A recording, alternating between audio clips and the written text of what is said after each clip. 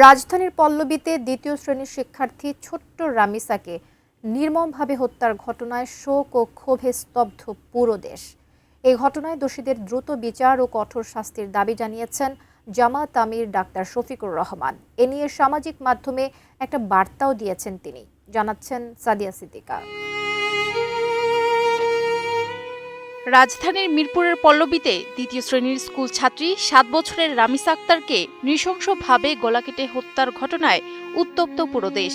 আর এই ঘটনার তীব্র ক্ষোভ ও গভীর শোক প্রকাশ করেছেন জাতীয় সংসদের বিরোধী দলীয় নেতা ও বাংলাদেশ জামায়াত ইসলামীর আমির ডক্টর শফিকুর রহমান। বুধবার সকালে নিজের ভেরিফাইড ফেসবুক পেজে দেওয়া এক পোস্টে তিনি এই পৈশাচিক হত্যাকাণ্ডের তীব্র নিন্দা জানিয়ে দোষীদের দ্রুততম সময়ে দৃষ্টান্তমূলক ও কঠোর শাস্তির দাবি জানিয়েছেন।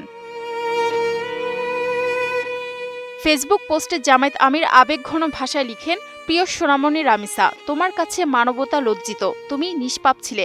তুমি এখনো বৃন্ত থেকে পুরোপুরি ফোটনি। তুমি ছিলে তোমার মা বাবা ও বোনের চোখ জুড়ানো হৃদয়ের আবেগ ও ভালোবাসা মাখা ভবিষ্যতের এক অপূরণীয় স্বপ্ন। উন্নত মানের কাঁচামাল আরআইএল অ্যাঙ্গেল এন্ড চ্যানেল। এখন কাঠের দিন শেষ, আরআইএল এর বাংলাদেশ। ঘাতকের প্রতি তীব্র ঘৃণা প্রকাশ করে তিনি আরও উল্লেখ করেন, রামিসার চলে যাওয়াটা হায়েনার লালসার কাছে হার মানেনি, বরং ওই হায়েনাটাই চিরদিন লানতের পাত্র হয়ে থাকবে। এই নৃশংস হত্যাকাণ্ডের বিচার এবং নরপশু হত্যাকারীর শাস্তি অতি দ্রুত দেখার দাবি জানিয়ে ডক্টর শফিকুর রহমান বলেন, আল্লাহ তাআলা রামিসাকে জান্নাতের পাখি হিসেবে কবুল করুন এবং তার পিতামাতা, বোন ও আপনজনকে এই শোক কাটিয়ে ধৈর্য ধরার তৌফিক দিন। এর আগে মঙ্গলবার সকালে পল্লবীতে ঘটে যাওয়া এই লোমহর্ষক হত্যাকাণ্ডে পুরো এলাকায় চরম স্তব্ধতা ও গভীর শোকের ছায়া নেমে আসে। নিহত রামিসা আক্তার স্থানীয় পপুলার মডেল স্কুলের দ্বিতীয় শ্রেণীর শিক্ষার্থী ছিলেন।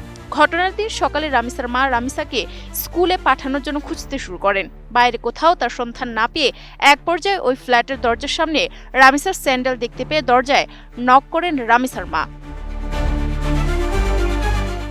কিন্তু ভেতর থেকে দরজা বন্ধ থাকায় এবং বারবার ডাকাডাকি করেও কোনো সাড়া শব্দ না পাওয়ায় পরিবারের লোকজনের মনে সন্দেহ তৈরি হয়। এরপর তারা তাৎক্ষণিকভাবে জাতীয় জরুরি সেবা নম্বর 999-এ কল করে বিষয়টি অবহিত করলে সকাল 10:30টার দিকে পল্লবী থানা পুলিশের একটি দল দ্রুত ঘটনাস্থলে পৌঁছায়।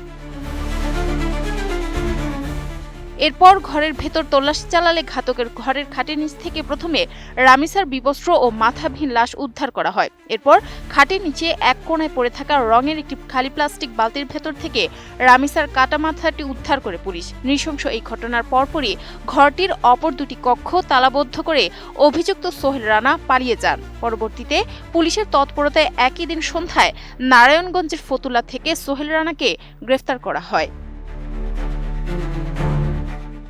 Sadia Siddika, ATN news.